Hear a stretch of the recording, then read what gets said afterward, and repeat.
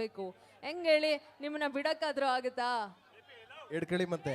ಹಿಡ್ಕೊಂಡು ಬಿಡಕ್ಕಾಗುತ್ತಾ ಅಂತ ಹಿಡ್ಕಂತೇನೆ ಇಲ್ವಲ್ಲ ನೀವು.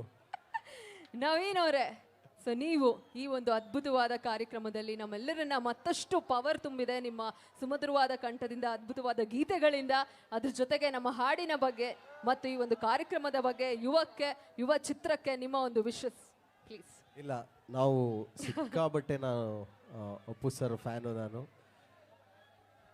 ಅದೇ ಹೇಳಿದೆ ಸರ್ಗೆ, ಸರ್ ನಿಮ್ಮ ಅಭಿಮಾನಿ ಆಗ್ಬಿಟ್ಟೆ ನಾನು ಇದನ್ನು ನೋಡಿ. ಇವತ್ತಿಂದ ನಾನು ನಿಮ್ಮ ಫ್ಯಾನು ಸರ್. ಅಪ್ಪು ಸರ್ನ ಇಲ್ಲಿ ಇಟ್ಕೊಂಡಿದ್ದೆ, ನಾವು ದೇವ್ರ ಥರ ಇಲ್ಲಿ ಇಟ್ಕೊಂಡಿದ್ದೀವಿ. ಆ ಜಾಗದಲ್ಲಿ ನಾನು ಇವತ್ತಿಂದ ನಿಮ್ಮನ್ನು ಇಟ್ಕೊತಾ ಇದ್ದೀನಿ, ನಿಮ್ಮ ಅಭಿಮಾನಿ.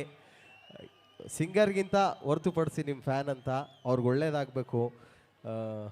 ನಾವು ಕಾಯ್ತಿದ್ವಿ, ಇಷ್ಟು ದಿನ ಕಾಯ್ತಿದ್ವಿ. ಇಲ್ಲ, ಅದು ಆ ಕುಡಿ ಅದು ಯಾವತ್ತು ಎಂಡ್ ಆಗಬಾರ್ದು, ಹೋಗ್ತಾ ಇರಬೇಕು ಅಂತ. ಇವತ್ತು ಎಂಟ್ರಿ ಕೊಟ್ಟಿದ್ದಾರೆ.